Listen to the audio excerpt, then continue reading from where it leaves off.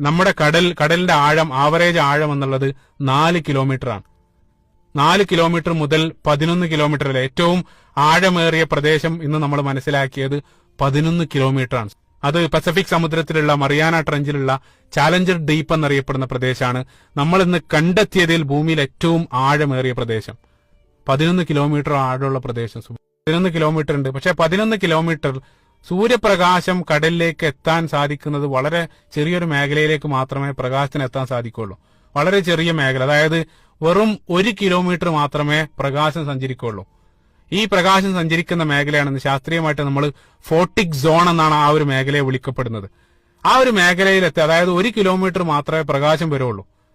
അപ്പൊ നമുക്കറിയാം പ്രകാശത്തിന് 7 വർണ്ണങ്ങളുണ്ട്. നമ്മൾ പഠിച്ചതാണ് വിബ്ജിയോർ.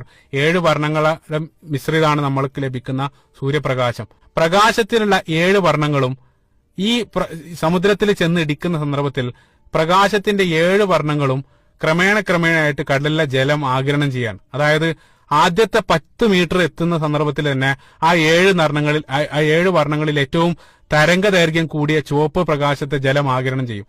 അതുകൊണ്ട് തന്നെ 10 മീറ്ററിന്റെ അപ്പുറത്തേക്ക് നമ്മൾ പോയിട്ട് നമ്മൾ കൈ മുറിക്കുകയാണെങ്കിൽ നമ്മുടെ രക്തം ചുവന്ന നിറത്തിലായിരിക്കില്ല നമ്മൾ കാണുന്നത്. കാരണം ആ മേഖലയിലേക്ക് ചുവപ്പ് പ്രകാശം, അതായത് ദൃശ്യപ്രകാശത്തിലെ 7 വർണ്ണങ്ങളിൽ ചുവപ്പ് പ്രകാശം 10 മീറ്ററിന്റെ അടിയിലേക്ക് സഞ്ചരിക്കാൻ സാധ്യമല്ല. അതിനു മുമ്പ് ജലം അതിനെ ആഗിരണം ചെയ്യും. അപ്പൊ ആ മേഖലയിൽ പോയിട്ട് നമ്മൾ കൈമുറിച്ചാൽ നമ്മുടെ രക്തം നീല നിറത്തിലായിരിക്കും കാണും.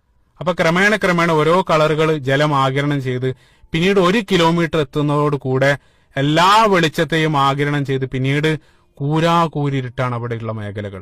അബ്സല്യൂട്ട് ഡാർക്ക്നെസ് എന്നൊക്കെ പറയപ്പെടുന്നത് പോലെ കൂരിരുട്ടാണ് പിന്നീട് അങ്ങോട്ടുള്ള ഭാഗം. ഇത് നമ്മൾ മനസ്സിലാക്കിയത് 20-ാം നൂറ്റാണ്ടിലാണ്. അപ്പൊ ആ കൂരിരുട്ട് എന്ന് മാത്രമല്ല, അവിടെ ആ ഒരു മേഖല അതിശക്തമായിട്ടുള്ള തണുപ്പും പ്രഷറും മർദ്ദവും ഒക്കെ ഉള്ള പ്രദേശങ്ങളാണ്. അപ്പൊ നമ്മൾ ഈ 20-ാം നൂറ്റാണ്ട് വരെ നമ്മൾ കരുതിയത് ആ ഒരു മേഖലയിൽ യാതൊരു ജീവിവർഗങ്ങളും ഉണ്ടായിരിക്കില്ല എന്നായിരുന്നു നമ്മൾ കരുതിയത്. കാരണം അതിശക്തമായിട്ടുള്ള ഇരുട്ടും അതേപോലെ തന്നെ ഈ ഒരു തണുപ്പും പ്രഷറൊക്കെ അതിജയിക്കാൻ രൂപത്തിലുള്ള, അല്ലെങ്കിൽ അതിനെ അതിജയിക്കാൻ അനുകൂലമായിട്ടുള്ള ജീവിവർഗങ്ങൾ ഉണ്ടാവില്ല എന്നാണ് നമ്മൾ കരുതിയിരുന്നത്. പക്ഷേ നമ്മൾ കൂടുതൽ പഠനം നടത്തിയ സന്ദർഭത്തിൽ നമ്മൾ വല്ലാതെ നെട്ടുകയുണ്ടായി. കാരണം എന്താന്ന് വെച്ചാൽ കടലിന്റെ ഉപരിതലത്തിലുള്ളതിനേക്കാൾ വൈവിധ്യമാർന്ന മനുഷ്യ ഭാവനകൾക്ക് പോലും അതീതമായിട്ടുള്ള രൂപത്തിലും ഭാവത്തിലുള്ള നിരവധി ജീവിവർഗങ്ങൾ അത്തരം മേഖലകളിൽ ജീവിക്കുന്നതായിട്ട് നമുക്ക് കണ്ടെത്താൻ സാധിച്ചു. വലിയ അത്ഭുതമാണ് ആ മേഖലയിൽ ജീവിക്കുന്ന ജീവിവർഗങ്ങൾ. അതിന്റെ ഷേപ്പും അതിന്റെ ഓരോ സവിശേഷതകൾ നമ്മുടെ ഭാവനയിൽ പോലും നമുക്ക് ചിന്തിക്കാൻ കഴിയുന്നതല്ല. ആ രൂപത്തിലുള്ള ജീവിവർഗങ്ങളാണ് ആ കൂരിട്ടിൽ ജീവിച്ചുകൊണ്ടിരിക്കുന്നത്.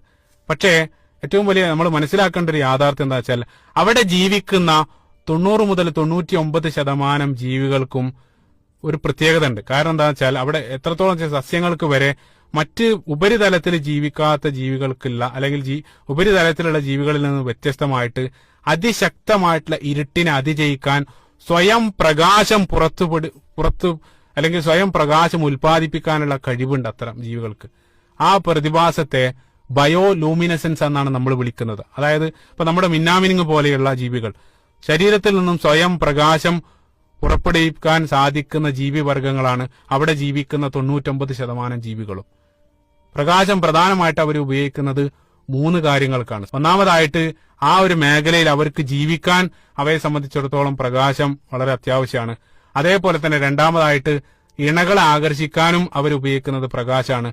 മൂന്നാമതായിട്ട് ശത്രുക്കളിൽ നിന്നും രക്ഷ നേടാനും അവരുപയോഗിക്കുന്നത് പ്രകാശമാണ്.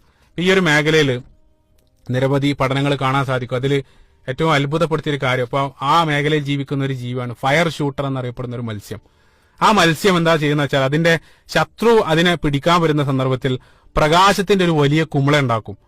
അപ്പൊ വലിയ പ്രകാശത്തിന്റെ ഒരു കുമിള വരുന്ന സന്ദർഭത്തിൽ പിടിക്കാൻ വന്ന ആ ശത്രുവിന് കണ്ണ് കാണാതെ ആവുകയാണ്. ഏതുപോലെയെന്ന് വെച്ചാൽ ഇപ്പൊ നമ്മുടെ കണ്ണിലേക്ക് നല്ല പവറുള്ള ഒരു ടോർച്ച് അടിച്ച് അവർ അല്പനേരം നമുക്ക് കണ്ണ് കാണില്ല. അതേ രൂപത്തിൽ ഈ ജീവി ശത്രുവിൽ നിന്ന് രക്ഷപ്പെടാൻ വേണ്ടി പ്രകാശം കൊണ്ടുള്ള ഒരു ബോംബ് സൃഷ്ടിക്കാൻ. അപ്പൊ അവിടെയുള്ള ജീവികൾക്കെല്ലാം അതിജീവനത്തിന് പ്രകാശം അനിവാര്യമാണ്. അതില്ലാതെ അവിടെ ജീവിക്കാൻ സാധ്യമല്ല.